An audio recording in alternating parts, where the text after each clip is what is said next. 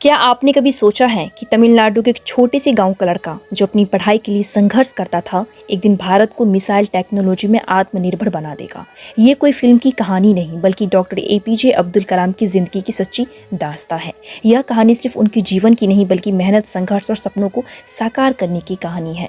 15 अक्टूबर 1931 एक साधारण परिवार में जन्मे अब्दुल कलाम का बचपन तमिलनाडु के रामेश्वरम में बीता। उनका पूरा नाम था अवुल पकीर जैनुलाब्दीन अब्दुल कलाम।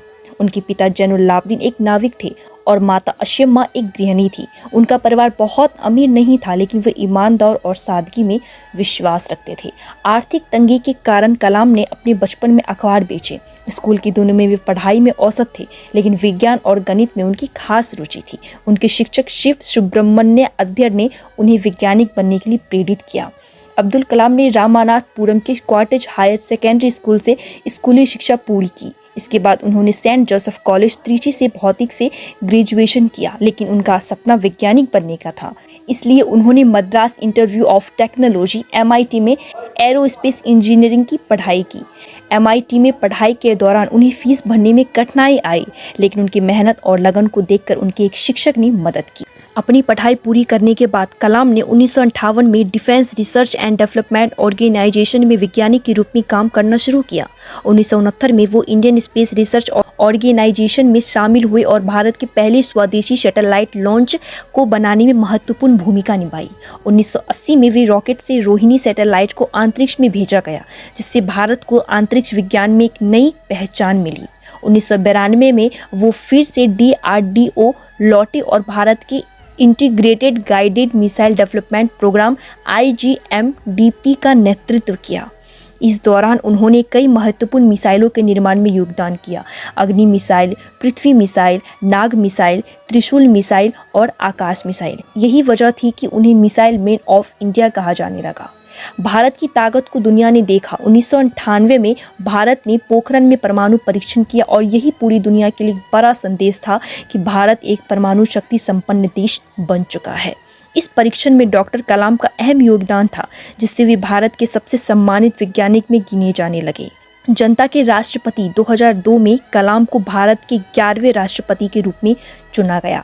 राष्ट्रपति के रूप में उनका कार्यालय 2002 से 2007 तक यादगार रहा।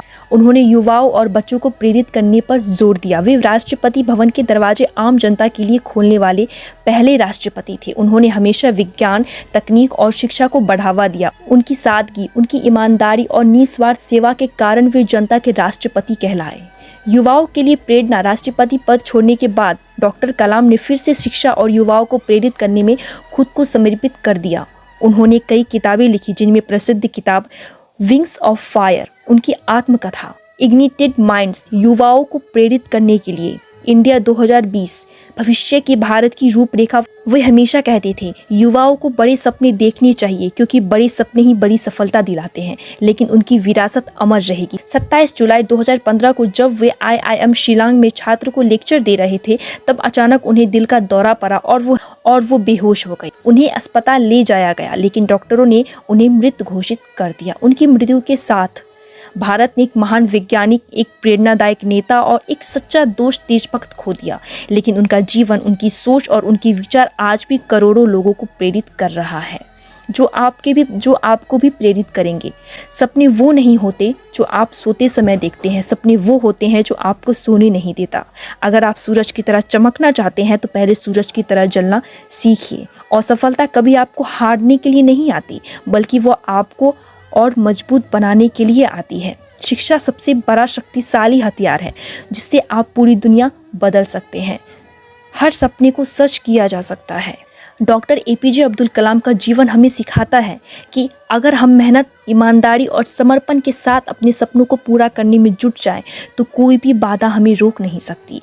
अगर एक गरीब मछुआरे का बेटा भारत का राष्ट्रपति बन सकता है, तो हम सब भी अपने सपनों को साकार कर सकते हैं। अगर आपको यह कहानी प्रेरणादायक लगी, तो इसे ज़्यादा से ज़्यादा लोगों तक पहुंचाएं और उनके विचारों को आगे बढ़ाएं और कमेंट में जय हिंद जरूर लिखें।